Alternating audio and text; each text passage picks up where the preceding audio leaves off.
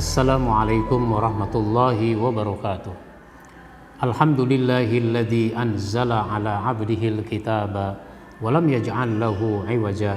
Asyhadu an la ilaha illallah wahdahu la syarikalah wa asyhadu anna Muhammadan abduhu wa rasuluh la nabiyya ba'dah. Amma ba'd.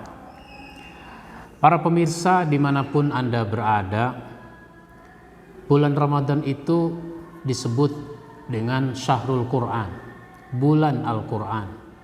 Oleh karena Al-Quran pertama kali diturunkan pada bulan Ramadan, baik pertama kali diturunkan dari Lauhil Mahfuz ke langit dunia, itulah yang disebut dengan Lailatul Qadar, khairum min alfi syahr. Itu namanya Lailatul Qadar yang lebih baik dari 1000 bulan. Itu Quran yang 30 juz diturunkan dari Lauhil Mahfuz ke langit dunia. Sedangkan turun dari langit dunia kepada Nabi Muhammad sallallahu alaihi wasallam itu pun dimulai dari bulan Ramadan, yang kemudian disebut dengan malam nuzulul Quran, malam diturunkannya Al-Quran, yaitu Iqra bismi rabbikal ladzi khalaq. Oleh karenanya pada bulan Ramadan ini semua kita seharusnya meningkatkan komitmen kita kepada Al-Quran. Bagaimana komitmen kita kepada Al-Quran? Yang pertama, semua kita yakin bahwa Quran itu adalah wahyu dari Allah Subhanahu wa Ta'ala.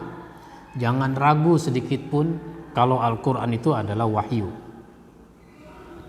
Yang kedua, Al-Quran itu harus kita yakini kebenarannya. Jangan ragu sedikit pun bahwa Quran itu benar. Ini komitmen kita kepada Al-Quran. Yakin bahwa Quran itu benar adanya. Karena dia benar, maka dia harus kita jadikan sebagai petunjuk kalau kita mau mencapai ketakwaan. Dzalikal kitabu la raiba fihi hudal lil muttaqin. Kitab itu tidak ada keraguan di dalamnya, petunjuk bagi orang-orang yang bertakwa. Nah, komitmen berikutnya kepada Al-Quran, semua kita harus membacanya. Karena kita harus membacanya, maka setiap muslim seharusnya bisa membaca Al-Quran dengan baik. Jangan sampai ada di antara kita tidak bisa membaca Al-Quran dengan baik. Kalau ternyata nggak bisa, kurang bisa, belum terlambat buat kita belajar. Alhamdulillah, guru banyak yang bisa mengajarkan kita. Tinggal kita mau belajar apa tidak membacanya itu. Karena membaca harus dengan guru.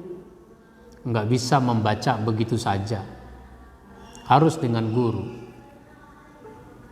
Main sepak bola saja dengan guru. Yang namanya pelatih. Didatangkan pelatih. Bahkan dari luar negeri, dibayar dengan harga mahal. Menangnya belum tentu. Jadi Quran ini harus kita bisa baca. Nah, karena kita harus membacanya, maka bagus membacanya itu sebanyak mungkin. Nah, maka di bulan Ramadan ini kita dirangsang untuk banyak membaca Al-Quran. Sehingga target minimalnya ya 1 kali khatam. 30 juz kita selesaikan membacanya, dan itu nilainya besar di sisi Allah Subhanahu wa Ta'ala, karena hitungan pahalanya adalah hitungan huruf. 1 huruf 10 kebajikan.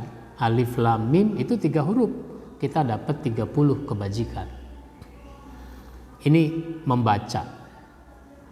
Nah, tentu saja harus ada komitmen selanjutnya, yaitu memahami, mengkaji. Quran ini harus kita kaji, harus kita pelajari, harus kita pahami, sehingga dia nanti bisa dijadikan sebagai pedoman. Kalau kita tidak paham, bagaimana menjadikannya sebagai pedoman? Quran harus kita pahami.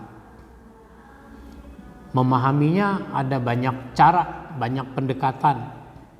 Boleh memahaminya dengan membaca terjemah. Kalau kita tidak langsung bisa memahami dari apa yang kita baca, bacalah terjemahnya.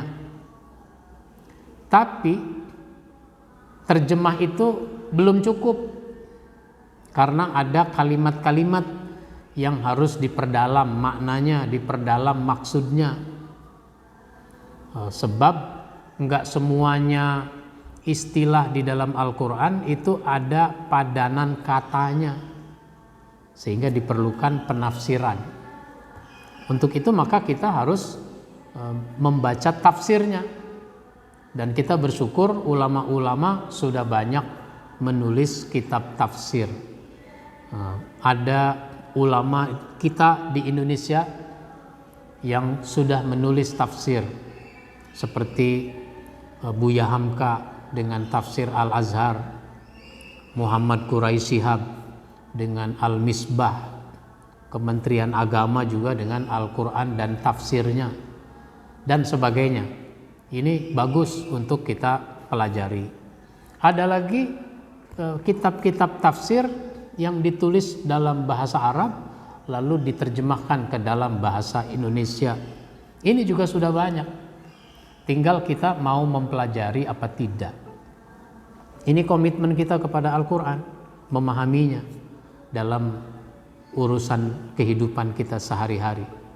Pahami Al-Quran. Maka di bulan Ramadan itu ada istilah namanya tadarus. Tadarus Al-Quran. Cuma sayangnya ketika disebut kata tadarus, persepsi kita adalah membaca. Padahal dia adalah mempelajari, dari kata darosa yadrusu, mempelajari. Jadi Quran itu harus kita pelajari. Komitmen selanjutnya dari Al-Quran itu adalah mengamalkannya. Apa yang diperintahkan di dalam Al-Quran kita laksanakan, apa yang dilarang di dalam Al-Quran kita jauhkan.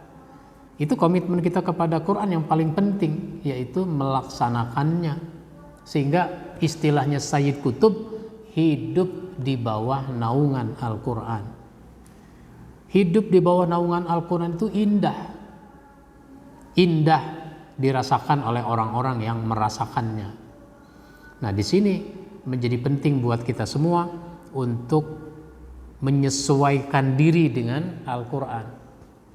Makanya kata Ali bin Abi Thalib, orang takwa itu salah satu tandanya adalah al-amal bit-tanzil, beramal dengan apa yang diturunkan oleh Allah, yaitu Al-Quran. Yang terakhir, Al-Quran itu selanjutnya harus didakwahkan. Nilai-nilainya harus disebarluaskan. Maka dakwah itu menjadi kewajiban kita bersama. Bukan cuma kewajiban orang yang selama ini disebut dengan ustadz, dengan khotib, dengan mubalik. Semua kita punya keharusan untuk mendakwahkan nilai-nilai Al-Quran. Kita punya media sosial, kita bisa dakwahkan nilai-nilai Al-Quran melalui media sosial, melalui Facebook, melalui Instagram, melalui YouTube, dan seterusnya. Manfaatkan media sosial untuk menyebarluaskan nilai-nilai Al-Quran. Inilah namanya dakwah. Mengajak, menyeru, memanggil orang agar beriman dan taat kepada Allah sesuai dengan nilai-nilai Al-Quran. Itulah komitmen kita kepada Al-Quran yang harus kita capai, sehingga Ramadan memperbaharui komitmen kita kepada Al-Quran. Demikian dari saya. Wabillahi taufiq wal hidayah. Wassalamualaikum warahmatullahi wabarakatuh.